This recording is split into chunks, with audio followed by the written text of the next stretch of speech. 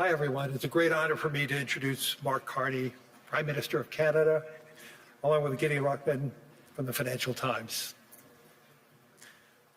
Much of the dialogue over the next few days will focus on where the puck is going. You like that, Mark? Okay.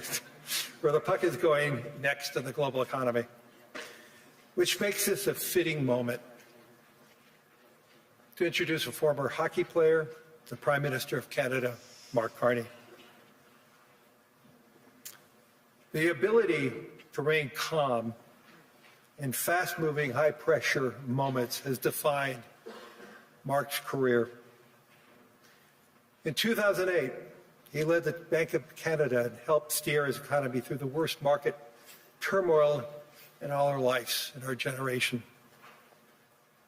In the aftermath of Brexit, he became the first non-Brit to serve as a governor of the Bank of England. And last year, he was elected very deservingly as Prime Minister for Canada at what may be one of the most pivotal moments in modern Canadian history. Today, Prime Minister Carney is focused on making Canada a place where it's easier to build, simpler to trade, smarter to invest in, and build more unity across its nation. For 41 million Canadians, the world's 10th largest economy, he is a steady and thoughtful leader, and I am proud to call him a friend. Please join me in welcoming Prime Minister of Canada, Mark Carney.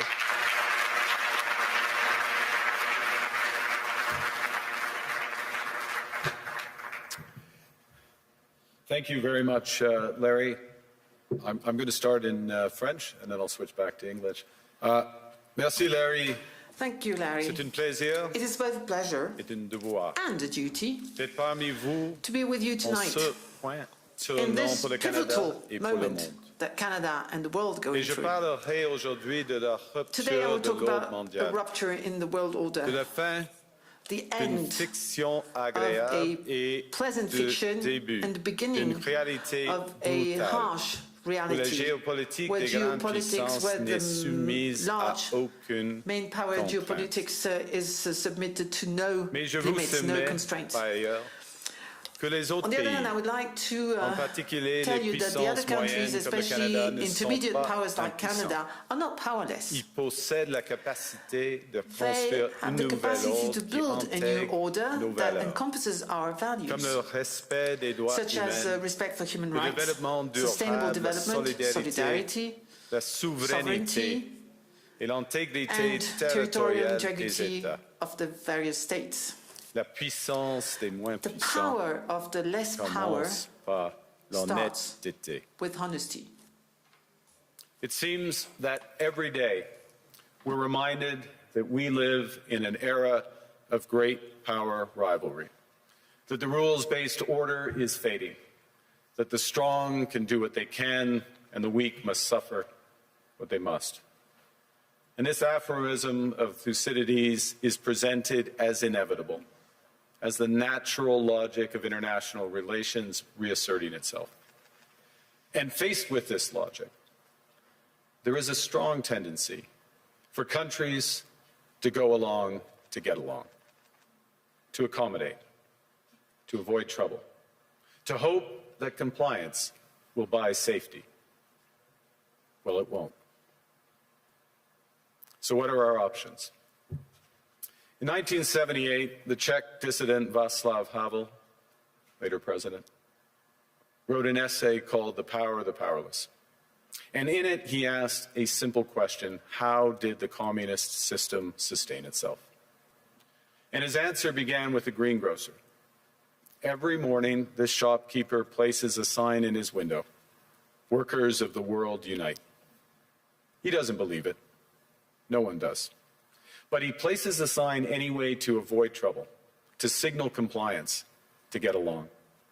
And because every shopkeeper on every street does the same, the system persists.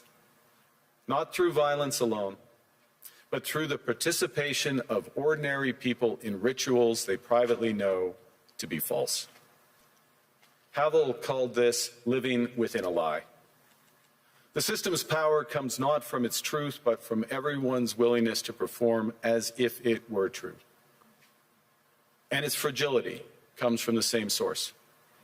When even one person stops performing, when the greengrocer removes his sign, the illusion begins to crack. Friends, it is time for companies and countries to take their signs down. For decades,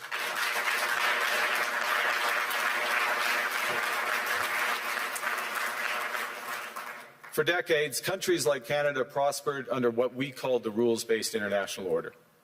We joined its institutions, we praised its principles, we benefited from its predictability. And because of that, we could pursue values-based foreign policies under its protection. We knew the story of the international rules-based order was partially false, that the strongest would exempt themselves when convenient, that trade rules were enforced asymmetrically. And we knew that international law applied with varying rigor depending on the identity of the accused or the victim. This fiction was useful, and American hegemony in particular helped provide public goods, open sea lanes, a stable financial system, collective security, and support for frameworks for resolving disputes. So we placed the sign in the window.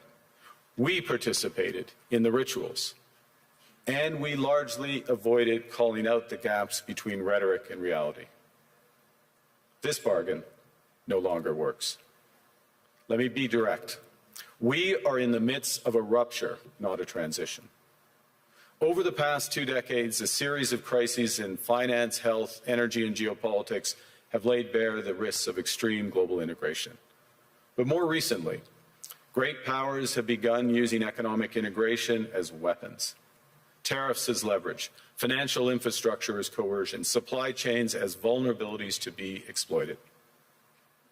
You cannot live within the lie of mutual benefit through integration when integration becomes the source of your subordination. The multilateral institutions on which the middle powers have relied, the WTO, the UN, the COP, the architecture, the very architecture of collective problem solving are under threat. And as a result, many countries are drawing the same conclusions, that they must develop greater strategic autonomy in energy, food, critical minerals, in finance and supply chains. And this impulse is understandable.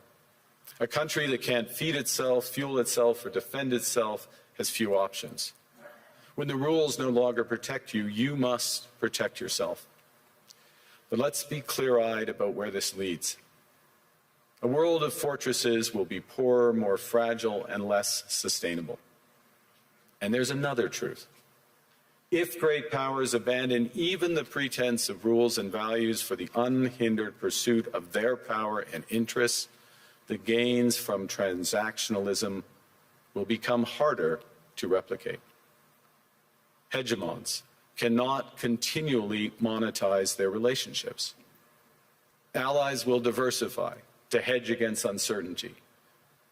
They'll buy insurance, increase options in order to rebuild sovereignty. Sovereignty that was once grounded in rules but will increasingly be anchored in the ability to withstand pressure. This room knows this is classic risk management. Risk management comes at a price. But that cost of strategic autonomy, of sovereignty, can also be shared. Collective investments in resilience are cheaper than everyone building their own fortresses. Shared standards reduce fragmentations. Complementarities are positive sum. And the question for middle powers like Canada is not whether to adapt to the new reality. We must. The question is whether we adapt by simply building higher walls or whether we can do something more ambitious. Now, Canada was amongst the first to hear the wake-up call, leading us to fundamentally shift our strategic posture. Canadians know that our old, comfortable assumptions that our geography and alliance memberships automatically conferred prosperity and security, that assumption is no longer valid. And our new approach rests on what Alexander Stubb, the President of Finland, has termed value-based realism. Or to put another way, we aim to be both principled and pragmatic. Principled in our commitment to fundamental values, sovereignty, territorial integrity, the prohibition of the use of force except when consistent with the UN Charter, and respect for human rights. And pragmatic in recognizing that progress is often incremental, that interests diverge, that not every partner will share all of our values. So we're engaging broadly, strategically, with open eyes. We actively take on the world as it is, not wait around for a world we wish to be. We are calibrating our relationships so their depth reflects our values. And we're prioritizing broad engagement to maximize our influence, given the fluidity of the world at the moment, the risks that this poses, and the stakes for what comes next. And we are no longer just relying on the strength of our values, but also the value of our strength. We are building that strength at home. Since my government took office, we have cut taxes on incomes, on capital gains and business investment. We have removed all federal barriers to interprovincial trade. We are fast-tracking $1 trillion of investments in energy, AI, critical minerals, new trade corridors, and beyond. We're doubling our defense spending by the end of this decade, and we're doing so in ways that build our domestic industries. And we are rapidly diversifying abroad. We've agreed a comprehensive strategic partnership with the EU, including joining SAFE, the European Defence Procurement Arrangements. We have signed 12 other trade and security deals on 4 continents in 6 months. The past few days, we've concluded new strategic partnerships with China and Qatar. We're negotiating free trade pacts with India, ASEAN, Thailand, Philippines, and Mercosur. We're doing something else. To help solve global problems, we're pursuing variable geometry. In other words, different coalitions for different issues based on common values and interests. So on Ukraine, we're a core member of the Coalition of the Willing and one of the largest per capita contributors to its defense and security. On Arctic sovereignty, we stand firmly with Greenland and Denmark and fully support their unique right to determine Greenland's future.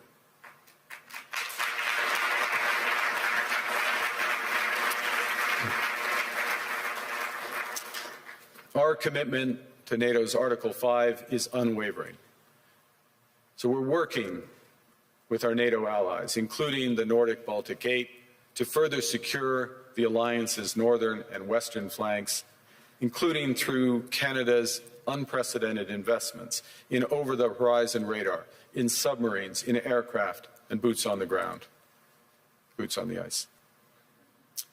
Canada strongly opposes tariffs over Greenland and calls for focused talks to achieve our shared objectives of security and prosperity in the Arctic. On plurilateral trade, we're championing efforts to build a bridge between the Trans-Pacific Partnership and the European Union, which would create a new trading bloc of 1.5 billion people.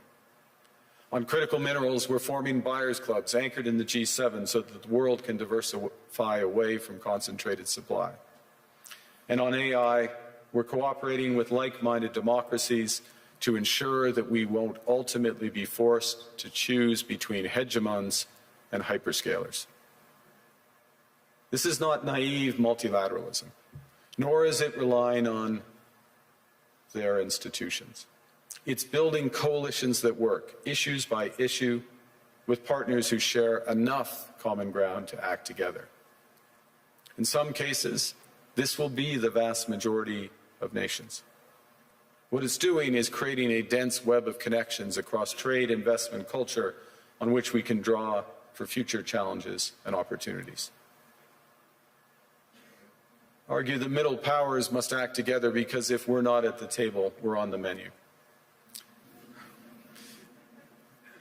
But I'd also say that great powers Great powers can afford for now to go it alone. They have the market size, the military capacity, and the leverage to dictate terms. Middle powers do not. But when we only negotiate bilaterally with a hegemon, we negotiate from weakness. We accept what's offered. We compete with each other to be the most accommodating. This is not sovereignty. It's the performance of sovereignty while accepting subordination. In a world of great power rivalry, the countries in between have a choice: compete with each other for favor, or to combine to create a third path with impact.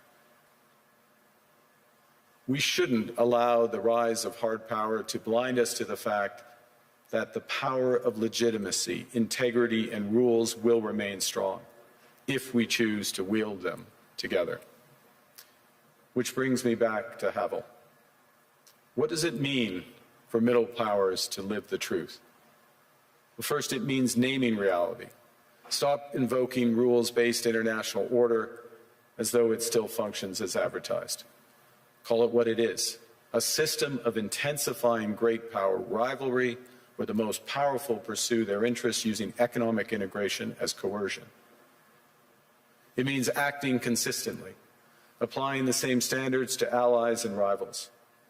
When middle powers criticize economic intimidation from one direction but stay silent when it comes from another, we are keeping the sign in the window.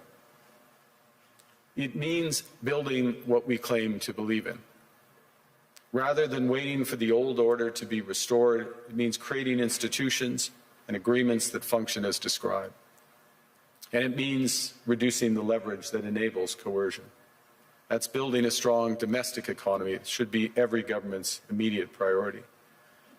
And diversification internationally is not just economic prudence, it's a material foundation for honest foreign policy, because countries earn the right to principled stands by reducing their vulnerability to retaliation.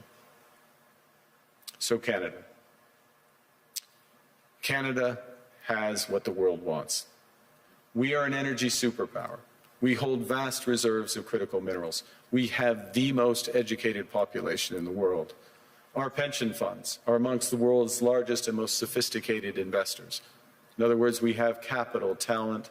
We also have a government with immense fiscal capacity to act decisively. And we have the values to which many others aspire. Canada is a pluralistic society that works. Our public square is loud, diverse, and free.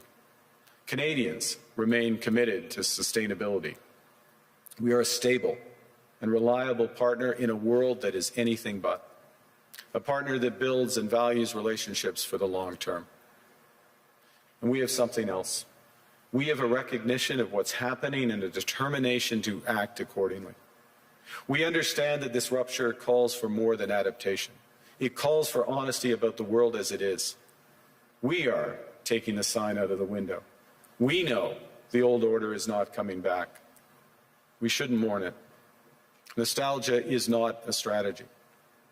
But we believe that from the fracture, we can build something bigger, better, stronger, more just. This is the task of the middle powers. The countries that have the most to lose from a world of fortresses and a most to gain from genuine cooperation. The powerful have their power. But we have something too. The capacity to stop pretending, to name reality, to build our strength at home, and to act together. That is Canada's path. We choose it openly and confidently, and it is a path wide open to any country willing to take it with us. Thank you very much.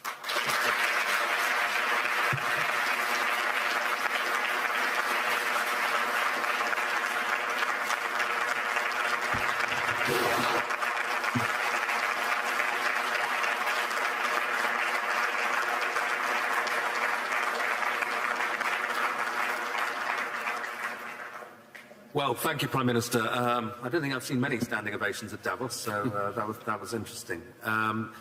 You said, there was a phrase in your speech where you said sovereignty now is the ability to withstand pressure. Isn't Canada almost uniquely vulnerable to pressure because of the extent of your trade dependence on the United States? Well, the proof is that we have been able to withstand the pressure, and there has been considerable pressure. I'll give you a couple of facts. We've actually created more jobs since the tariffs were put on than the United States in absolute number. Economy is growing at the second fastest rate within the G7. That's not there. There are pockets of extreme pressure without question in Canada, but headline, we're reacting. The second thing, and it's a fundamental point, is the recognition that we can give ourselves far more than any foreign country can take away. There's lots of efficiencies in having one Canadian market, the $1 trillion of domestic investment, and building these partnerships abroad, all of which are bigger returns than what's been lost. That's not to say we would rather not lose it, but we can withstand the pressure, and we are. And I was interested that you said basically the old world's not coming back. So you're not seeing this as a period where you just have to get through and normalcy will return. I think that is our view, and we regret it, but we're not going to sit around and mourn it. We're acting, and we're acting in a way both that's in our interests, but we believe in a way with others that's building imperfectly in steps a new system. I'll give you one example in handback, which is we are members of trade agreements that comprise already 1.4 billion people around the world. So we have the most extensive network. We are trying with others to bring some of those networks together. The most prominent example is the Trans-Pacific Partnership in the EU, acting as a bridge.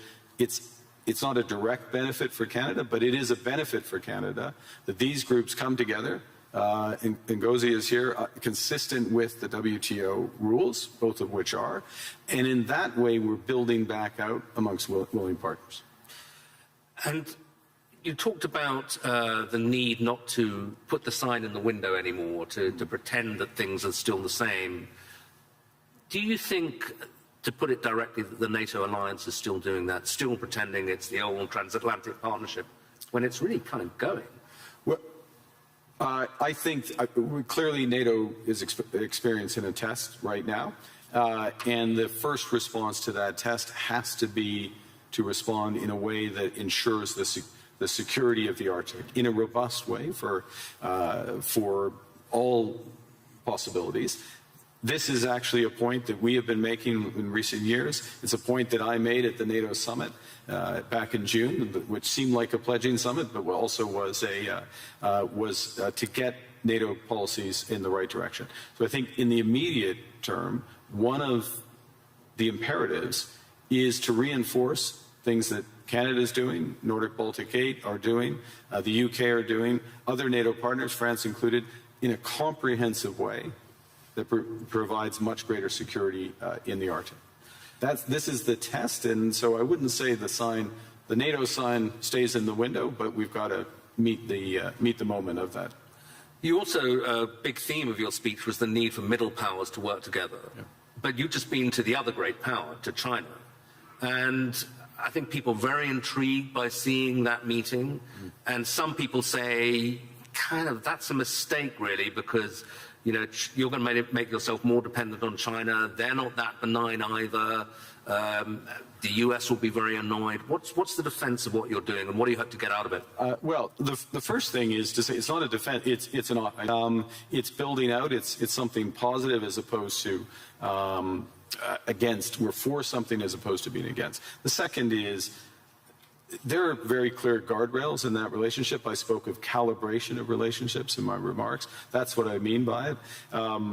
But within those clear guardrails are huge opportunities in energy, both clean and conventional, obviously in motor vehicles, in agriculture, in financial services, all of which is mutually beneficial. So it's additive. And look, it's the second largest economy, and it's our second largest trading partner. We should have a strategic partnership with them. Within those guardrails, and that's what we've achieved. And it is an interesting reversal, though, because I think certainly during the Biden administration, there was this sense that the Western world was trying to decouple from China, or de-risk at least, yeah. And is now in this new world, that really going to go into reverse, and de-risking from China because there are other risks is less of a thing. You need, again, many in this room, this is their livelihood, you need a web of connections. And to miss out in that web some of the largest ones, United States, we already have that, China, India, Mercosur, European Union, that's a mistake. That's not managing your relationships properly. That makes you stronger, makes you more resilient. And then on top of that, I'll give you again, I'll appeal since it's in the headlines to the Nordics. Nordics plus Canada, it's 20% of global GDP. It's not the first thing people would realize. But that relationship, which is deepening for security reasons, because we're like-minded, those are the types of partnerships that I think we'll see more of. And you got a round of applause when you said something strong about standing on principle on Greenland. Do you think we can find an off-ramp on that? I mean, I'm sure you'll speak of it, but put it this way, if there isn't an off-ramp, where does this go? I strongly believe that there's a better outcome that come from the discussions that have been catalyzed in an unusual way, admittedly, but and we absolutely stand by the principles that I referenced. That solution starts with security, and a security, yes, of Greenland, but more broadly of the Arctic. Canada is foursquare contributing to that. We're at the start of a major ramp up above and beyond, so we'll be a major contributor to that. NATO has to deliver on that. We're working intensively in order to do it. As well, prosperity for the people of Greenland. In the end, it comes back to the people there, and there are opportunities to do that in ways that would strengthen all of the alliance.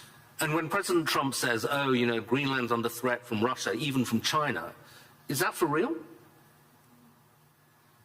I would say that there are threats. Russia is without question a threat in the Arctic, without question.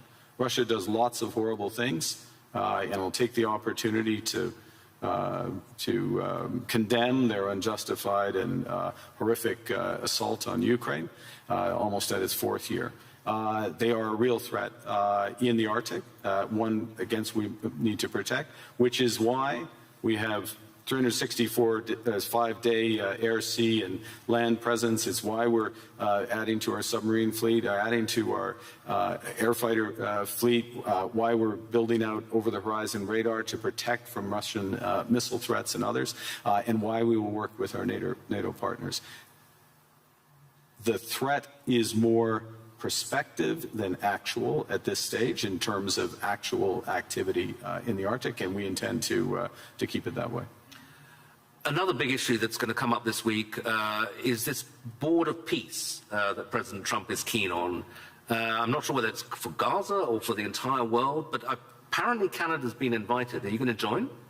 We have been invited, and let me start by, I think we should recognize the progress that has been made in at least getting towards the end of the first phase of this process.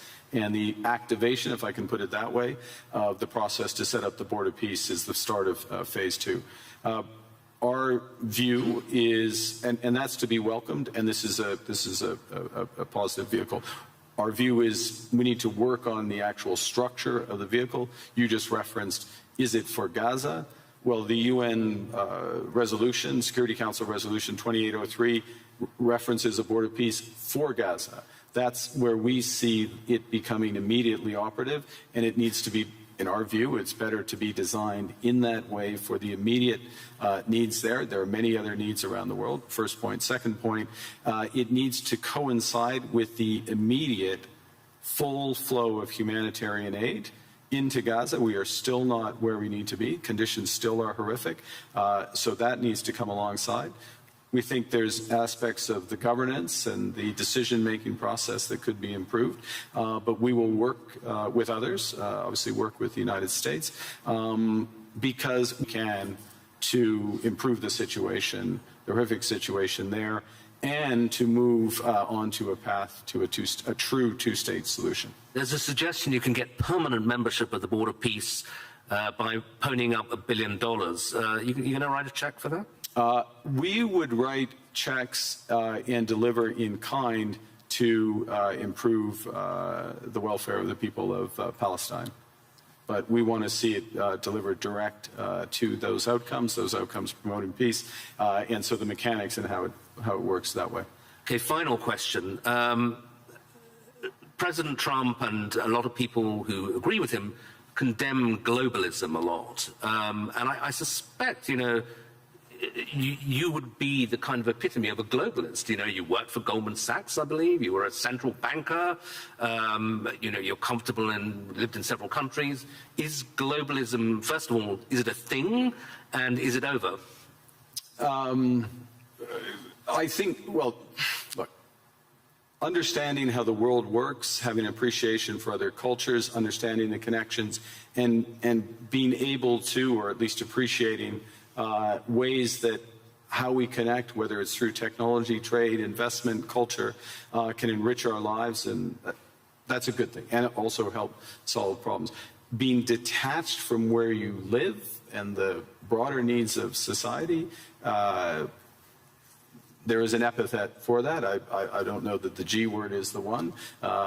There's certainly what we're finding, and to go back to the points I was making, is that there are a number of like-minded countries that want to work through partnership to achieve those goals for their citizens and for the world more broadly.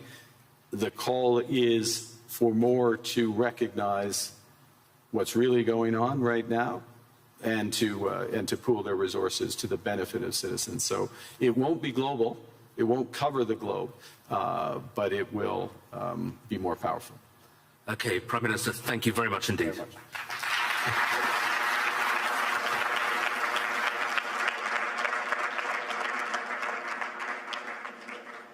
If you like this video, then like, share and subscribe to ET Now.